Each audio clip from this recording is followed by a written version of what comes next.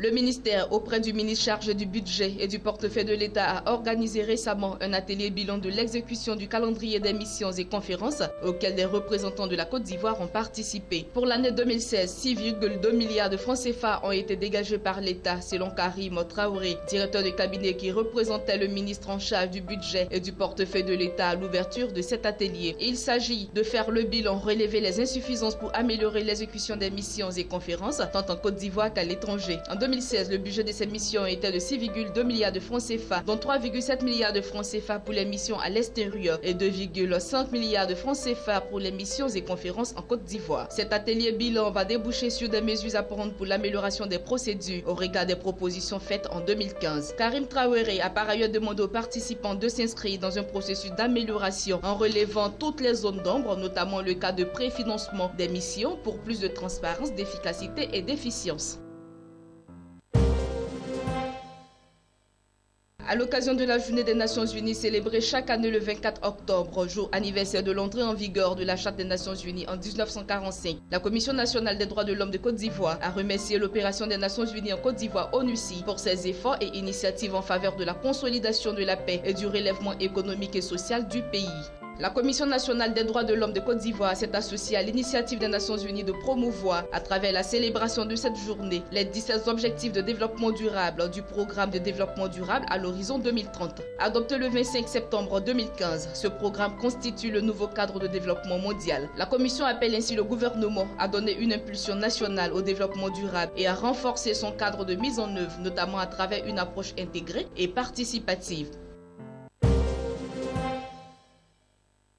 La capitalisation boursière du marché des actions de la Bourse régionale des valeurs mobilières BRVM a remonté de 75,54 milliards de francs CFA en l'espace de 2 séances de cotation. À l'issue de la récente séance de cotation, la bourse a augmenté de 4,11 milliards de francs CFA à plus de 6 milliards de francs CFA et 71,43 milliards de francs CFA à 6 759,37 milliards de francs CFA. Cette situation est due à une progression des indices. L'indice BRVM 10 est passé de 240,75 points à 241,71 points, soit une progression de 0,40%. L'indice BRVM Composite, pour sa part, a gagné 0,6 à 271 points contre 270,84 points précédemment. Quant à la valeur des transactions, elle s'est établie à 854,65 millions de francs CFA contre 769,76 millions de francs CFA le vendredi dernier.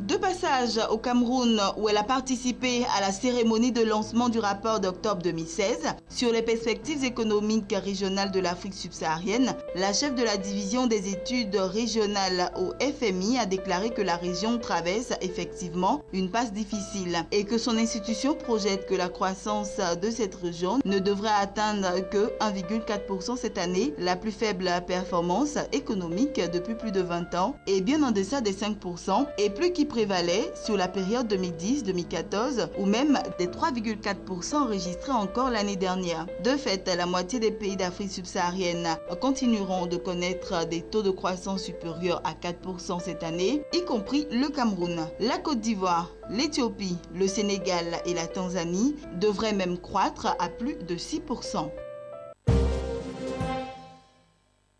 Le Nigeria Stock Exchange a reporté à 2017 le lancement de marché de produits dérivés qui était initialement prévu pour cette année, selon l'agence Reuters. En février dernier, Oscar Onyeama avait annoncé le lancement des contrats à terme et des options avant la fin de l'année 2016. Après avoir perdu environ 17% en 2015, le principal indice de la bourse de Lagos a décroché de près de 4% depuis le début de l'année en cours. Les investisseurs étrangers, qui représentaient il y a 3 ans environ 70% du volume des échanges quotidiens, ont pour la plupart fui le marché dans le sillage de l'effondrement des prix du pétrole qui a engendré une récession économique et une grave pénurie de devises étrangères.